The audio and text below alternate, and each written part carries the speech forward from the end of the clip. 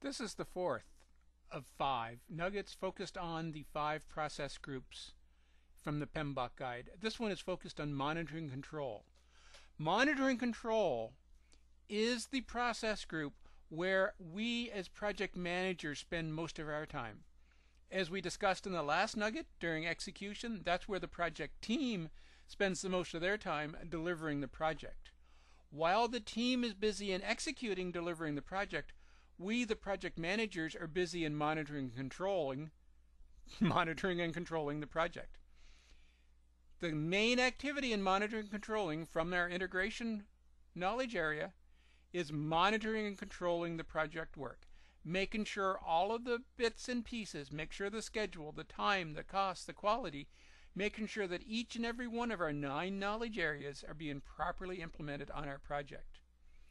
Monitoring and control of project work, much like we saw in executing, is really best defined through the remaining processes. Perform integrated change control, making sure that all, can I say all 36 times and not bore you? Ensuring that all changes are properly processed and documented through integrated change control, and that changes are integrated. That when we're looking at a change, we just don't say, oh, that affects the budget or that affects the cost. That we look at the impact of all changes for scope, for time, for cost, for human resources, for procurement, for risk, for quality, and so on, that we ensure that all changes are fully integrated across all of the knowledge areas and that all changes are in fact addressed and documented through monitoring and control. Monitoring and control is all about verifying the scope. As we said in the scope nuggets themselves, verifying the scope is not related to integrated change control and ensuring you're only doing the scope work. Verifying the scope is focused on acceptance. Ensuring that the work, ensuring that the quality of the work, ensuring that the focus of the work, ensuring that the depth and breadth of the work being done is focused on acceptance. Validating that all of the deliverables will meet the project requirements. Verifying the scopes, its focus is on obtaining final project acceptance. Control is what monitoring control is all about. Controlling that the scope is appropriate, and we do that through integrated change control. Verifying that the budget, that we are still on budget, that we're delivering the project for the amount of money we said we're going to deliver it for, and that the project remains on schedule. That if this was a 6-month project, we are successfully delivering it in 6 months.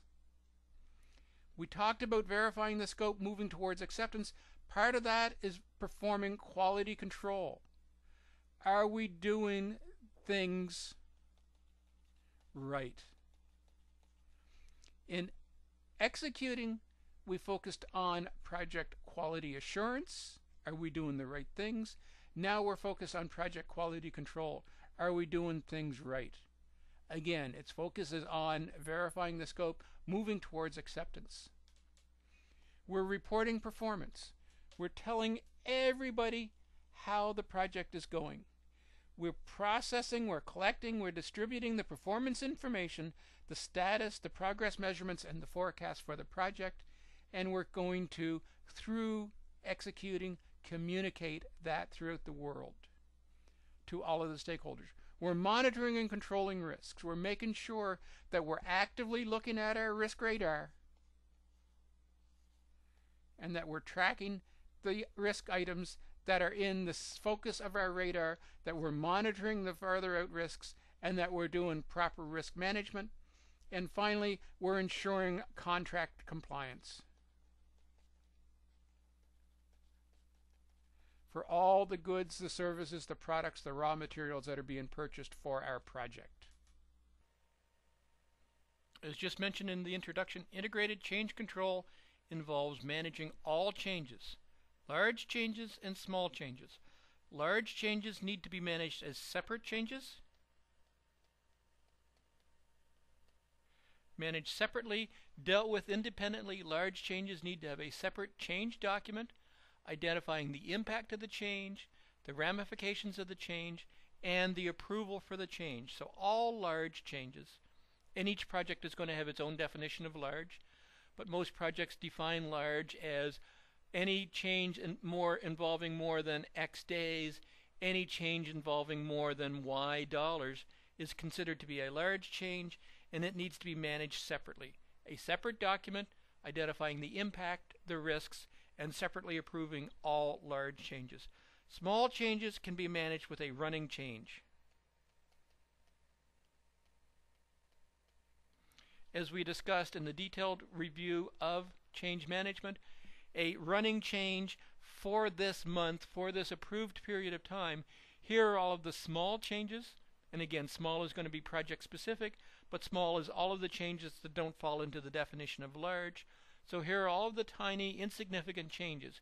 We need to change the color from red to green. We need to change the location of the plug from the left to the right. We need to change very minor, may have zero impact on the project budget, may have zero impact on the project schedule, but truly have an impact on the final deliverable. It's red versus green. It's managing the expectations, ensuring that everyone is aware that these small changes are taking place so they are documented and reviewed and not a surprise at the end of it. When I say running change, again, you're going to maintain a spreadsheet. You're going to have a running document that says, for this month, here is small change number 1, red to blue. Here is small change number 2, left to right. Here is small change number 3 through small change number 15. At the end of the period, at the end of the month, all of the small changes would be consolidated and presented as a single larger change for final approval and final acceptance. But all changes, not some, but all changes to any pre-approved, pre-documented project fact, scope, direction, team, quality, any change to any documented fact for the project need to be managed through the integrated change process. An integrated change process says it's integrated into the project. When changes are approved, it must be integrated into the schedule. Tasks must be added to the schedule so that team members can be assigned to work on the change. As tasks are introduced into the schedule, the end date for the project may change. Changes must be integrated into the schedule. Similarly, as changes are integrated into the schedule, there may be an impact to the budget. It's going to cost more dollars to complete this project as a result of the additional labor that's required to produce the change. Or it may have an impact to the budget simply because additional material, additional supplies must be purchased to satisfy the budget requirements or to satisfy the change requirements. Integrated in terms of the risk. Does introducing this change to the project add new risks to the project?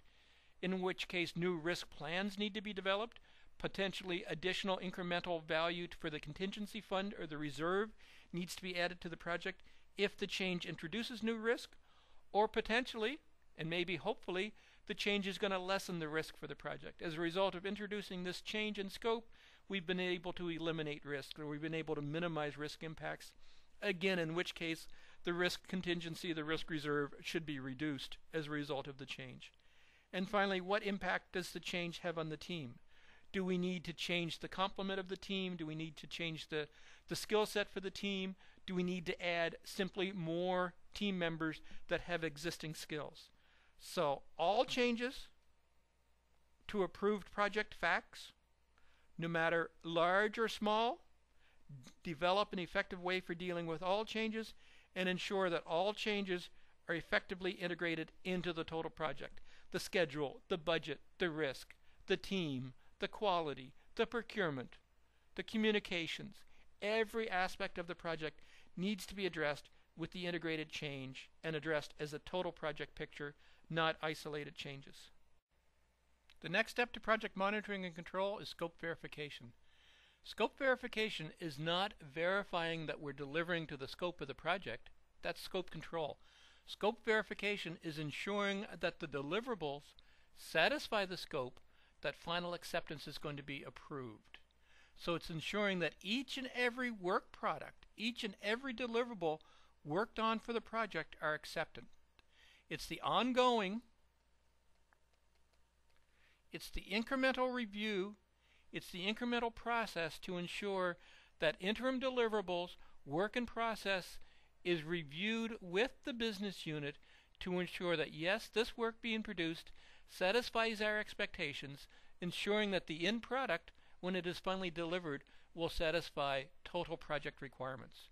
So if you do good scope verification, ensuring that all interim, all work in process is reviewed on an ongoing basis, obtaining the formal acceptance when the final deliverable is presented to the business for formal final acceptance, it should be a routine matter of the fact, of course we're going to approve your project deliverable, of course we're going to sign off your project. We've seen every piece of work that the project has completed to date, and there's absolutely no reason why I wouldn't be happy to give you formal acceptance. Ongoing scope monitoring and control in terms of the scope verification process, the interim review, the ongoing activities, ensures that final acceptance of the process, final acceptance of the project deliverables, final acceptance of the project itself will happen in a timely, efficient fashion. As indicated by the title for this project management process group, project monitoring and control, control is a key aspect for what we need to be doing in this phase of project management. We need to ensure we have total control, yes, I believe total control over the project. As a project manager, we need to ensure we have absolute understanding of the scope. Is the team delivering? Is the team working on the tasks? Are the deliverables being produced by the team satisfying all of the scope requirements and only the scope requirements? We want to ensure there's no gold plating. We want to ensure there's no embellishment, that we are delivering exactly what the scope specifications are going to be. We need to have an ongoing understanding of how the team is doing. For each and every task that the team is working on, is the task being produced according to original schedule? Is the team spending more time, more effort on a task? Is the team spending less time, less effort on the task? We're going to effectively monitor and manage our critical path for the project, ensuring that any variations as the team is working on individual tasks, we can reflect and understand the impact it's going to have on the total project schedule. And the component of control that is probably most carefully monitored in all organizations is the budget. Budget dollars are very easily understood by everyone. Everyone in the business understands the impact of spending dollars on a project. It's dollars that's not available for company profitability, or it's dollars that's not available to be spent on other activities in the project. So as a project manager, we need to carefully, diligently monitor the scope, the schedule, the budget. We need to be prepared to work and rework the schedule, the scope, the budget on a weekly basis. So every week we need to understand, is the project on scope? Are we delivering the right tasks? Is the team delivering the work according to schedule? What impact does Johnny spending 6 hours more on a task? What impact does Mary spending 3 hours less on a task have to the total project schedule? Are they on the critical path? Do we have slack? What impact is this going to have on the project end date? Do we need to notify the business that the project is going to be late or early? What impact does the actual work being done on the project have on the overall budget? Based on the facts, just the facts, ma'am, just the facts, on the work that is done for the project, you as a project manager will be working and reworking the scope, the schedule, the budget, realizing that we have the triple constraints, that if there's a change to one of these components, the project is going to deliver more or less scope, is going to have an impact on the schedule. The project is going to take more time to deliver more scope, or the project is going to take more budget, more dollars to deliver more scope. So we need to work and rework this from a project management viewpoint to ensure that the facts, the actual details we have from project delivery from our team members, and we're going to do this on a weekly basis, that we have firm control over the project. And we develop and understand that firm control because we're going to control it, we're going to manage it, we're going to work against our project baseline. The original statement of the scope It's going to look like this. It's going to be a blue box. The original definition of the schedule. It's going to deliver on August the 23rd. The original definition of the budget. It's going to cost $50,000 to deliver the project. That is our baseline. This is what the scope looks like. This is the original project end date. This is the original project budget. As we get the facts on a weekly basis from our team, we're going to work and rework. We're going to understand the triple constraints, the relationship between scope, schedule, and budget, and we're going to monitor and rework that against our project baseline and work with our project sponsor to make any revisions necessary to satisfy the overall business requirements. An additional control element, quality control, is part of overall project monitoring and control. Quality control ensures that the project delivers what was defined, that the end product, that each end product, that all work products produced by the product satisfy the overall business requirements, i.e., that it is delivered according to the scope. We want to ensure that each product, each work product, meets the scope and therefore will meet the acceptance criteria. The only way to ensure that all of the products produced by the product are going to address the scope and meet the acceptance criteria is to ensure that they're properly tested and evaluated. That each component has been reviewed internally within the team, been through the proper review processes, the walkthroughs and validation processes, to ensure that each deliverable is produced according to scope, that it's going to satisfy the business criteria, and it's the team's responsibility to review, test, and validate to ensure that, again, the quality control processes are being followed and that the project delivers exactly what was defined. The next step in project monitoring control is performance reporting. Gathering and consolidating all of the actual details, the status reports from the team members, so that you can communicate that information to the appropriate stakeholders in the organization. So it's tracking project status. We've already received detailed status reports from each and every team member. Team member number 1 worked on task A, B, C, D, E. Team number 2 worked on tasks M, N, O, and P.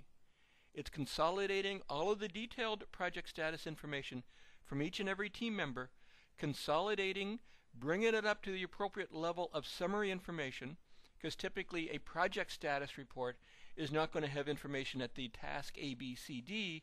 It's going to have information at the summary level A and the summary level M to provide the status information to your project sponsor, and maybe even at a higher level of summary detail for communications to higher level management in the organization.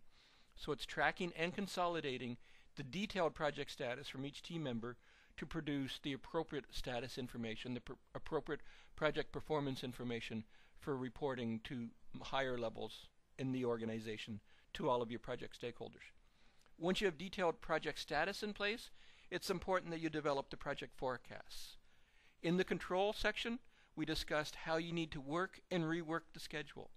Based on the facts that you now have from your team members, I am forecasting that the project will now cost an additional $200, $2,000, $20,000. Based on the status information I have from my team members, I am now predicting that the project will be 2 days late, 3 days late, 2 weeks late. It's developing the revised forecasts based on the facts that you have at hand from the detailed status reports that you have gathered and summarized as part of overall project performance reporting. It's to develop a new picture of where the project is now and what is the new completion. Based on the information I have at hand, based on the project forecasts, this is now how I am forecasting my project will complete.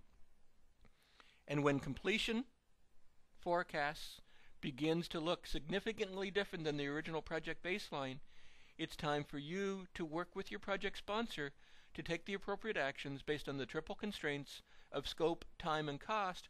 What can be changed to allow you to improve the completion picture, assuming again that on average projects complete later and over budget as opposed to earlier and ahead of budget.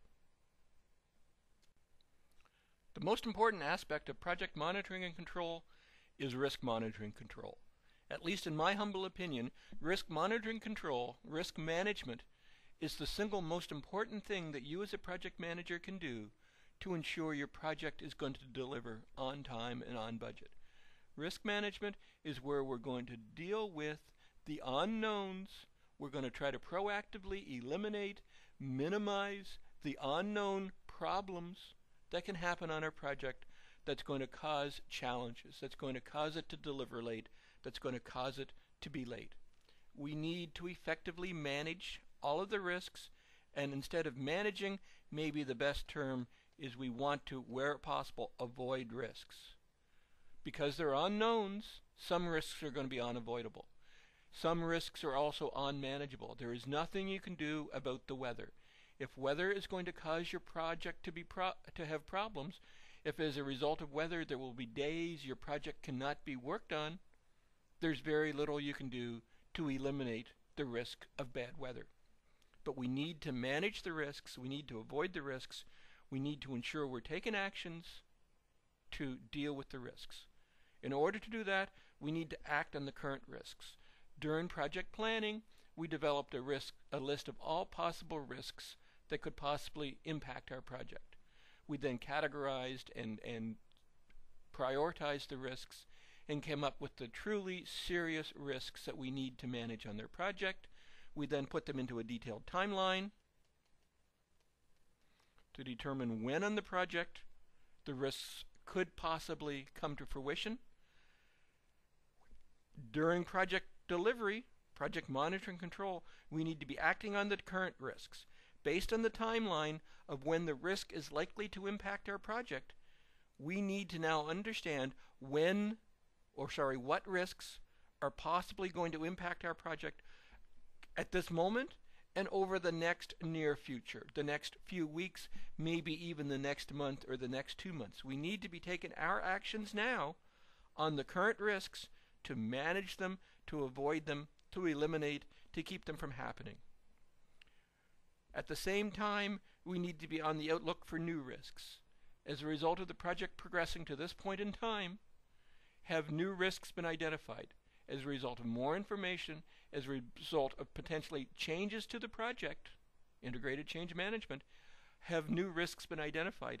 What actions do we need to take to deal with these new risks? How are we going to manage? How are we going to avoid the new risks? Again, eliminate the risks, put plans and strategies in place for your project to keep these bad unknowns from impacting your project. And the thing I enjoy most about risk monitoring and control is retiring of risks. I had a risk that my team was going to require training. As a result of the work the team is now performing on the project, I realize they have all of the skills they need to complete their tasks. The risk for training can be retired. It is no longer a risk for the project. There's one less thing that's going to keep me awake at night. So when we're managing risks, when we're acting on the current risks, we're identifying the new risks, and we're retiring risks, we're dealing with the part of our project called contingency. Or another term for it is often reserve. As we're in risk monitoring and control, we are consuming our contingency, we're consuming our reserve. So for risk number 1, we had a contingency of 5 days and $5,000. We're acting on the risk. We've determined that yes, risk number 1 is truly going to impact our project at this point in time. Therefore, we're going to go to our contingency and we're going to remove 5 days and $5,000 from the overall contingency fund to take the actions to give us the schedule relief, to give us the budget relief as a result of risk number 1 transpiring on our project. The same thing when we're retiring risks. We realize that risk number 6, which had a 2-day, and for simplicity, $2,000 contingency reserve, and typically a risk is not going to have a direct correlation between days and dollars, but for simplicity I'm using the terms this way. Risk number 6 is being retired, It's not going to happen. The training issues on our team is not going to happen.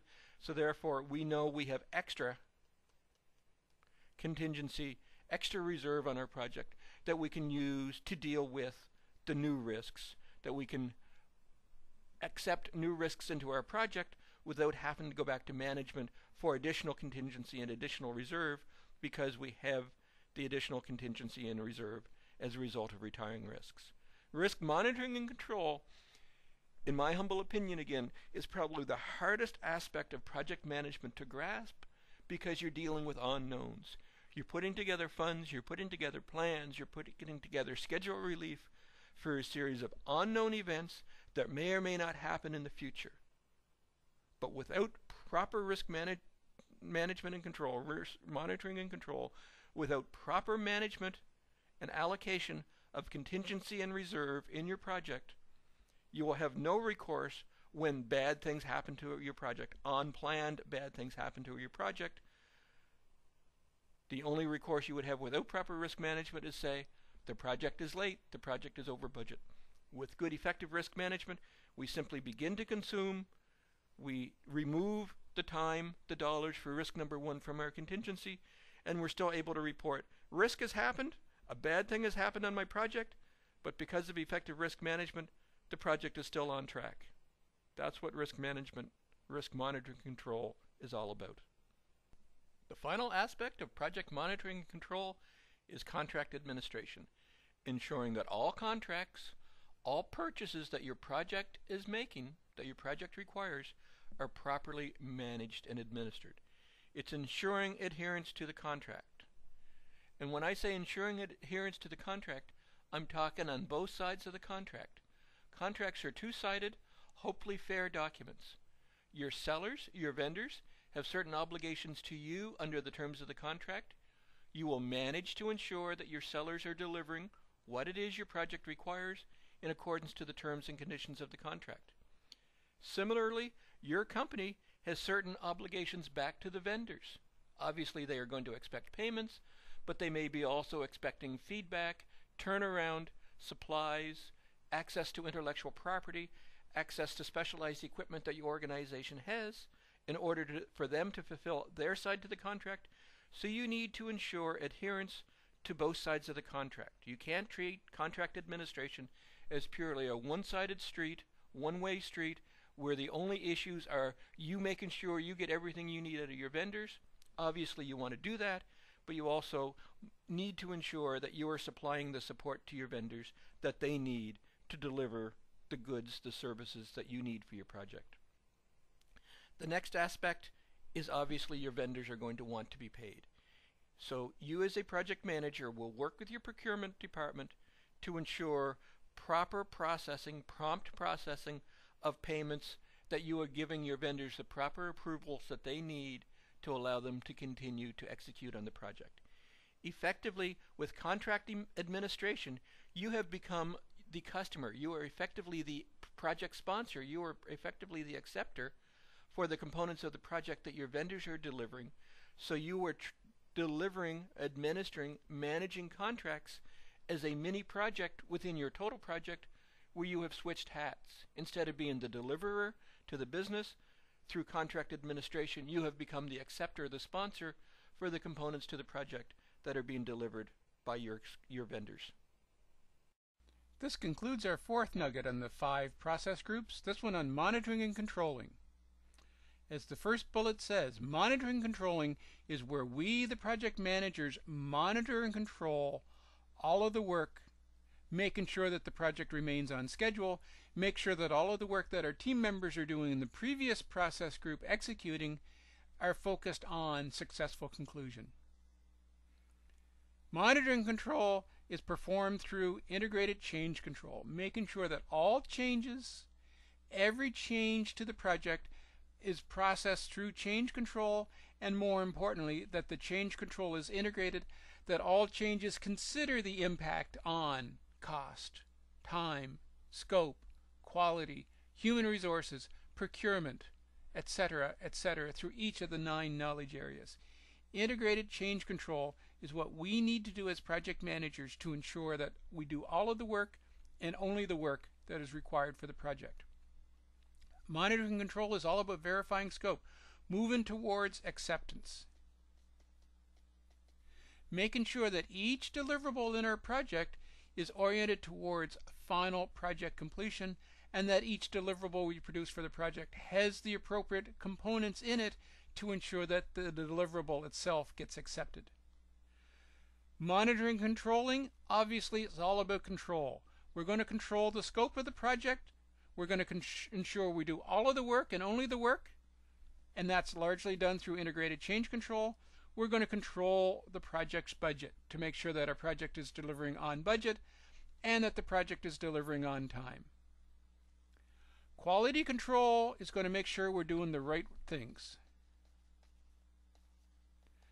We're going to ensure that the appropriate quality control activities are taking place to ensure that the right things are being done, that the work is being done focused on project acceptance. We're going to track and manage and report on project performance. We're going to understand and report on the project status. We're going to monitor and control the risks. We're going to take proactive actions to reduce, to minimize, to prevent unknown bad things from happening on our project. And finally, we're going to administer procurement. We're going to manage the contracts. Couple of notes to wrap up monitoring and control. One of them is there are 2 less processes in monitoring and control in the 4th edition of the PMBOK from the previous edition. 2 processes, one being manage project team and the other being manage stakeholders, have moved from monitoring and control and are now part of executing, as we discussed in the previous nugget. The other note is, throughout this nugget, I left some of the PMBOK Release 3 terms in the detailed parts of this nugget. For example, the last component we just talked about in PMBOK Release 4, it's called Administer Procurements. The rename, again, is largely based on the noun-verb process. In the previous release, that was called Contract Administration. So again, there were subtle variations on some of the names in the detailed versus today's names in the PMBOK guide. Doesn't impact the content of what happens in Administer Procurements versus what was in the contents of Contract Administration. Just again, wanted to make sure that the nuances between the version 4 and some of the detail you're seeing in this nugget series, the version 3, is appropriate. Monitor and control is where we, the project managers, ensure that our project is on track. And to sum it up, that the scope, the time, the budget for our project is consistent with our project baseline, but we also monitor and control all of the knowledge, all the 9 knowledge areas to successful project conclusion. This concludes our nugget on project monitoring and control. I hope this video has been informative for you, and thank you very much for viewing.